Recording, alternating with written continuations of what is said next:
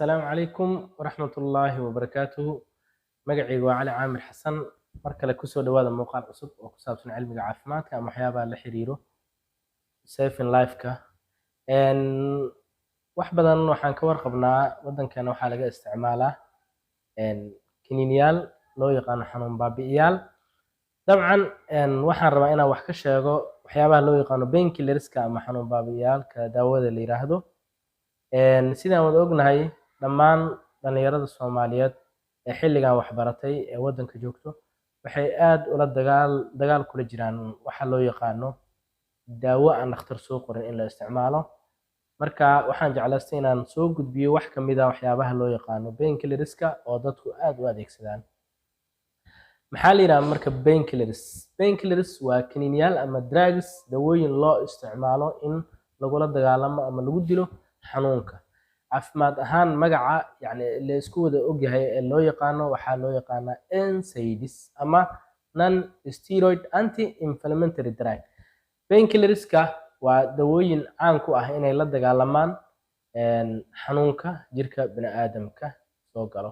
markii la soo daayo painkillers waxay shaqeeyaan markii la soo daayo waxa loo yaqaano prostaglandins oo ah markii jirka bini'aadamka uu dareemayo xanuun cells maxaa la dhahaa ama dhacaano la soo daayo.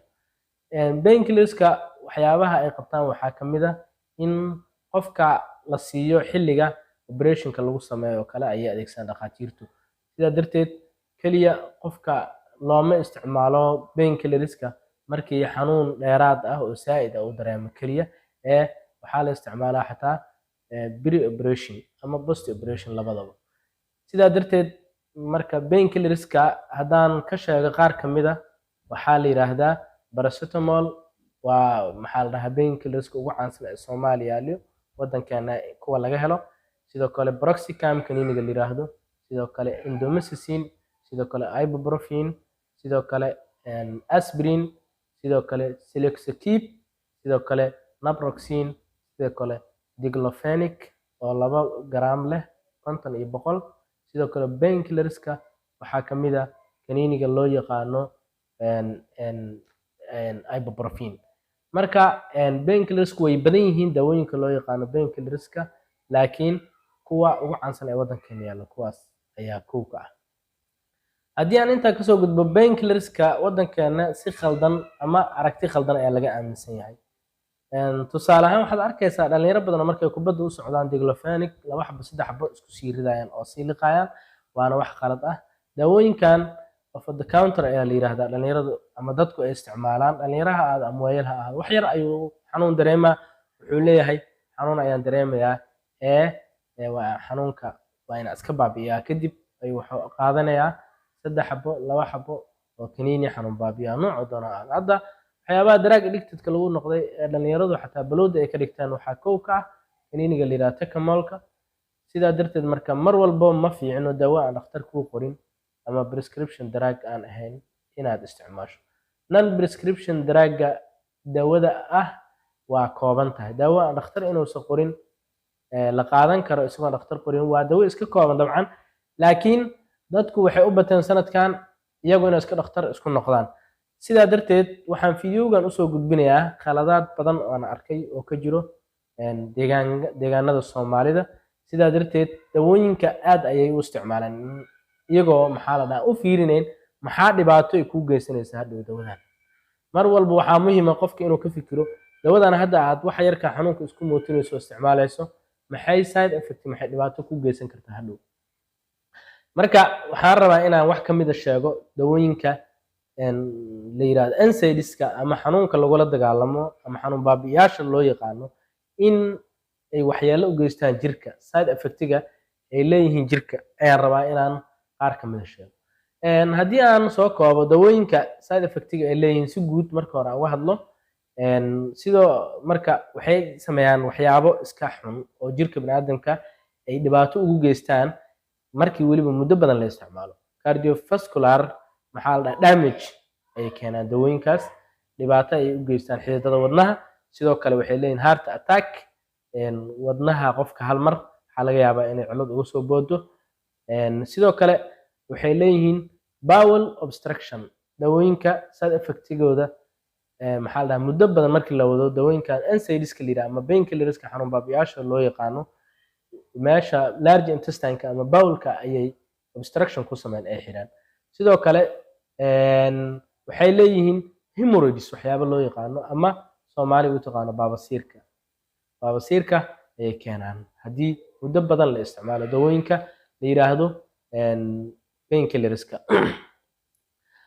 sidaas waa si guud, laakiin labada xubin ugu muhiimsan ee dheefshiidka ka qayb qaadato ee jirkeena waa beerka iyo caloosha.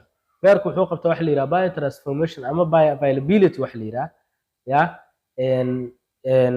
calooshana digestion ka dhaco. marka labada dhibaato u geystaan ayaan xooga saari doonaa, wax ka mid ah sheegi doonaa. tusaale ahaan haddaan qaar ka mid ah sheego waxyaabaha caloosha dhibaato u geysto waxaa ka mid ah dawooyinkan NSAIDska la yiraahdo intestinalkii ama calooshii ayay waxyeello u geystaan, caloosha ay dhibaato u geystaan sida weliba small intestineka iyo maxaa la dhahaa large intestineka. sidoo kale haddii la isticmaalo hal ama 2 maalin wax ka badan problem degdeg ayaa caloosha ku imaanaya in dheefshiidkeeda isbedel ku yimaado. laakiin amount badan ama cadad badan haddaa ka isticmaasho waa NSAIDska daawooyinka loo yaqaan. sidoo kale caloosha waxay u keenaan waxa la yiraahdo constipation in qofkii maxaa la dhahaa oo caloosha ka xiranto. sidoo kale daawooyinka NSAIDska la yiraahdo cilada kale ay leeyihiin waxaa ka mid ah maxaa la dhahaa in qofkii ay ku ridaan flatulent daaco maantana qofkii inuu iska daacsado. sidoo kale xubinta kale ay barnaamijka saa'idka u geystaan ama dhibaatada u geystaan daawooyinkan xanuun baabiyaasha waxaa waaye liverka beerka wuxuu kaydiyaa toxinskii dawadan ay ka koobneed. suntii uu dawadan ay lahayd meeshii maxaa la dhahaa sunta ay ka ahayd ayuu keedsanayaa, stores ayuu ku sameynayaa, kadibna wuxuu keenayaa liver damage oo serious ah, waxyeello oo maxaa la dhahaa halis ah ayuu beerka kadib daawadii u keenaysaa. sababtu maxay tahay? sababtoo ah wuxuu store gareeyay beerkii daawadii qaybteedii toxinkeeda ama sunta. sidoo kale haddaan ku daro ciladaha ay yacni jirka qaybihiisa kale u geystaan waxaa ka mid ah veinska xididada jirka oo mara dhammaan ayay waxay u geystaan maxaa la dhahaa dhibaato. tusaale ahaan sida u geystaan haddii daawooyinkan xanuun baabiyaasha cirbad ahaan loo qaato oo la isku duro yacni needle-ka aad isticmaalayso haddii uusan ahayn mid sterile ah ama nadiif ah oo qof kale uu kula sheer gareeyay oo qof kale dhiiggiis uu gaaray needle-kaas, haddii aad adiga isku durto daawadaas waxay kuu keenaysaa dhibaato. waxaana ka mid ah dhibaatada ay kuu keenayso bone infection maadaama jirkaagii xidido iyo lafo uu ka kooban yahay. infectionkii xididada intuu ka gudbo ayaa waxay u gudbaa lafahaagii keenaysa. sidoo kale wuxuu leeyahay dawadaas oo maxaa la dhahaa kaasoo gaadhay xagga sharing needle-ka oo non sterile-ka ah.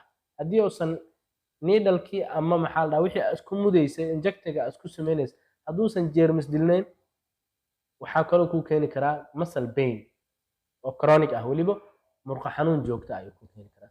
marka waxaan ku talinayaa dhammaan dadka aqoonta leh waxbartay daawooyinka aad u yaqaano inay mar walba ku dadaalaan inay ka wacyigeliyaan ummadda Soomaaliyeed daawooyinka ay u isticmaalaan sida qaldan ama sida negative-ka ah oo ay kow ka yihiin daawooyinka la yiraahdo NSAIDska.